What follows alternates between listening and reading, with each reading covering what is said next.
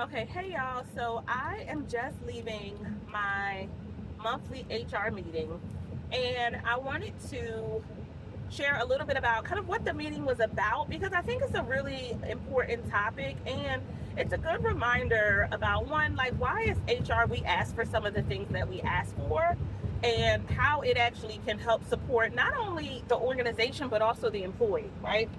So in this situation, we had a law firm come in, a local law firm, and they did a simulation. Really, it was a simulation of a deposition, right? An example, a mock deposition, so to speak. And the attorney was deposing the HR manager around this situation. So, real quick, I'm gonna tell you the situation. There was an employee who got hurt on their job. They had a job where they were required to lift 60 pounds, right? They get hurt on the job. Everybody agrees, like, yes, this injury, they had an injury to their shoulder. It was during the course of work. They go out on workers' compensation. So the employee gets a note from the workers' compensation doctor to come back to work, but they have a restriction to only lift 30 pounds, okay? So since the employee's job required them to lift 60 pounds and the employee was on workers' compensation, the employer has to modify, right? Find a job for this employee to be able to do during their restriction. So the employee finds another job in another department that the employee can do. The new manager, so the employee is now moved to the IT department to kind of just help. The new manager is upset that the employee's appointments are happening through the workday. And essentially, the HR manager confirms through this deposition that the organization has a policy that basically says, like, you need to schedule any of your appointments before 9 or after 2. And so through this deposition, through the conversation, and so, well, let me tell you this first, before we get there. So the employee comes back, they're doing the 30 hours a week. The IT manager is upset because they're taking all these appointments, decide they want to terminate the employee. IT and HR manager, the employee comes back with a full release. So, like, basically, I can come back to working my previous job, no restrictions, no issues. Well, because the IT manager and HR manager had decided prior to the employee coming in that they wanted to terminate, even though the employee was returning with this note that said, like, hey, I can come back to my old job, I want to do my old job, they terminated him anyway.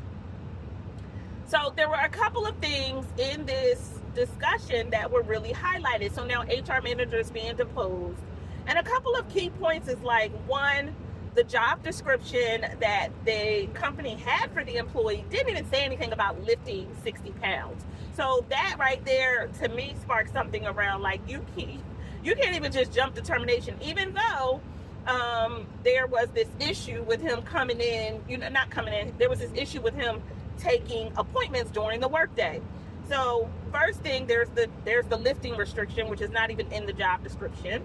Second thing is that the employee has now returned with a clear, fully, saying, I can now lift 60 pounds, and turns that in. So that's another thing. The third thing is that there is no policy written that says you have to take appointments between 9 and 2. It's not in the handbook. It's not in some supplement. And so really the law firm was using this as an example to really highlight the importance in documenting your policies, making sure that you have a consistent process for how employees know and understand what the policies are. And also, like, when we also spend quite some time talking about the ADA, the interactive process, right? Once this employee has come back and they have these restrictions, really working through that interactive process before you can just say that the employee can't do this job. In this situation, the employee was on workers' comp, and so in North Carolina, there's a requirement where we need to support the employee, find a job for the employee to do, where we need to pay the employee, right? And so to the organization's benefit, if you can find something that the employee can do, then give them the job and pay them. But you're going to need to pay them.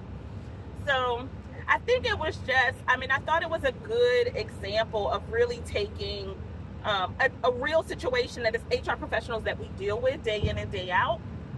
And it's one of the things that I'm going to be talking about in my new series. So I started a series on YouTube that launched today, and it's around, it's really targeted for HR professionals, but anyone, right? If you're an employee, you can get some benefit because it will help you better understand what HR is, what HR does, and really get to the heart of how HR is there to support not just the organization, because there's this consistent narrative of like HR is only on the organization side, but we also have to remember that HR is an employee just like you, and that, 9 times out of 10, HR wants to make sure that the company is also not doing something that they shouldn't be to you. So they are also working to try to make sure that the company's culture is better, that the environment is better. HR doesn't want to be at a company where they feel like it's toxic, so they are working to also try to improve. And they work in partnership with your leaders or managers in the organization to try to make that happen. But HR is not against you, right? 9 times out of 10, they're an employee just like you, and they really want the workplace to be better, just like you do. So, I'm not saying all HR professionals do this, because there are going to be places, right, in any job, in any profession, where some people don't do their jobs well. We are not denying that. But we cannot deny all of the wonderful HR professionals that are out there that are working hard to really make sure that these organizations know and understand how to cultivate environments that really support our employees. So that's all I wanted to say for today. I wanted to come and share my experience with our May monthly meeting. I think it was amazing. I'll also try to drop a link somewhere in here so that if you want to check out my new series, you can join me on that journey. But that's it. I just wanted to talk about it because I think it's a conversation that, sometimes gets missed, especially in our social media landscape.